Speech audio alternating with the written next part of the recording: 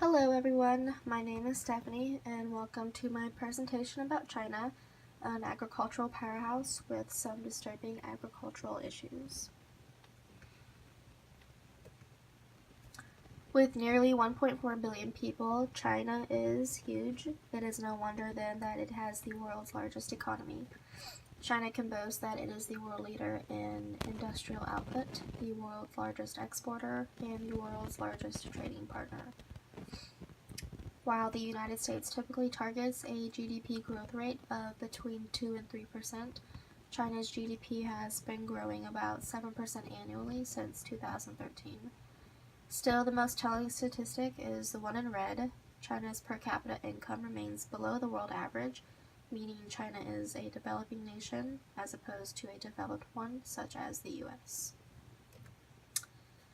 Within the agricultural business sector, China produces more output in terms of gross value than any other country on the planet.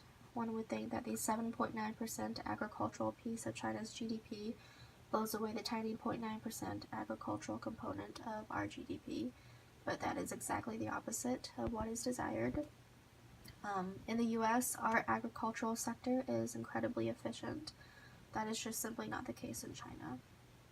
This inefficiency in China's agricultural sector is a major reason why China's hunger rate is worse than the world average.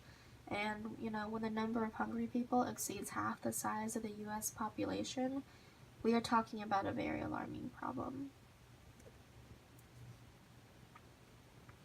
China's sheer volume of agricultural production among a myriad of commodities dwarfs that of the United States and just about every other country in the world.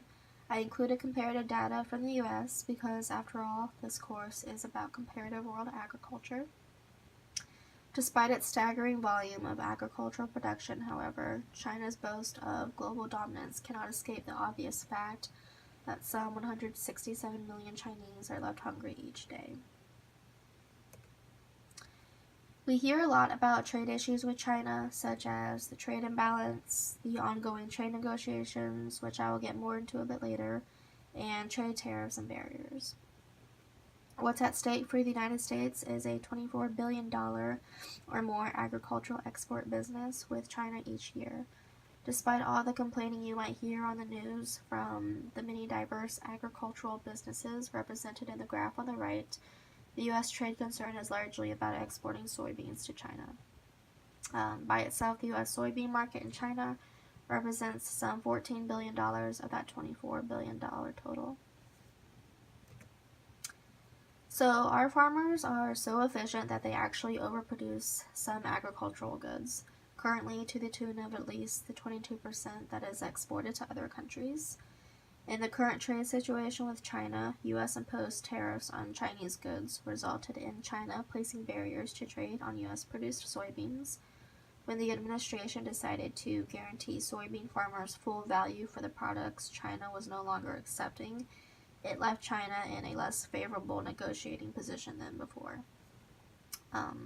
Remember, China still has 167 million people to feed, plus soybeans are a big part of raising livestock in China. On the last line, you can see some of the other countries that import U.S.-produced soybeans. After the China tariff action on soybeans, many of these other countries increased their imports of U.S.-produced soybeans. In the big scheme of things, this is perhaps the most important slide in my presentation. Because of urban sprawl, industrial growth, and inadequate business health and safety requirements, pollution is rapidly killing the land and water in China. China has less than 1/6 of the arable land to farm with as compared to the United States, and the situation is only getting worse. Soil erosion combined with salinity, toxicity, and acidity problems have left much of China's farmland with issues that will reduce farm production by upwards of 50%. Cadmium is a heavy metal. Exposure to it is linked to cancer, yet it shows up in about 10% of the rice samples taken at restaurants across China. In southern China, it has showed up in A whopping 60% of rice samples taken. That's pretty scary. Also, Chinese farmers are responsible for 1/3 of all synthetic nitrogen fertilizer used on this planet.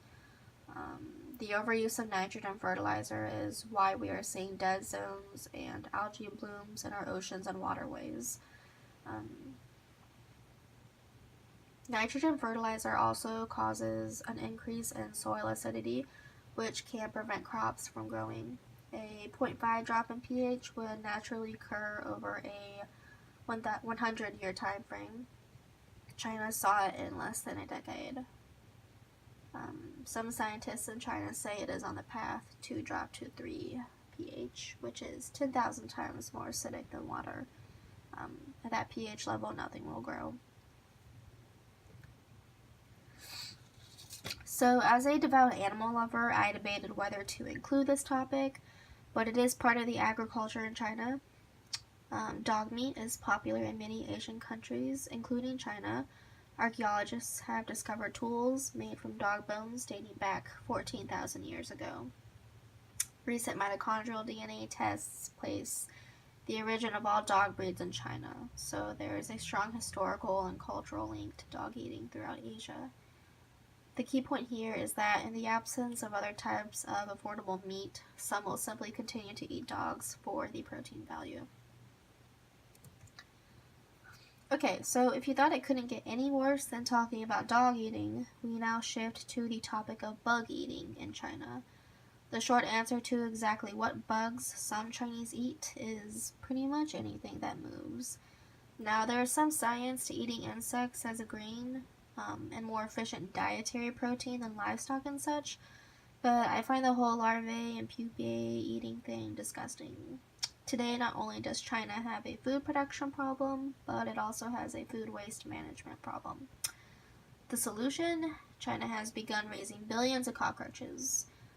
Many are used as a more efficient way to eliminate millions of tons of waste food, while still others are raised to be eaten. And just so you know that this is not just about the poorest and hungriest in China, have no other protein sources. Fine restaurants in touristy places, such as big cities like Beijing and Shanghai, are serving scorpions and other delights in their fine cuisines. Well, now that we have all lost our lunch, let me wrap up this presentation on China. While it is true that China enjoys the largest economy, export and trade position, and tremendous industrial might, its hunger and per capita income rates are worse than the global averages. Of more significance, however, is that China's farmers are killing the soil and water by overusing synthetic nitrogen fertilizers, almost as fast as China's unregulated industrial growth and urban sprawl. Taken collectively, these actions are moving China in the wrong direction if it is ever going to feed the 167 million people who go to bed hungry each night.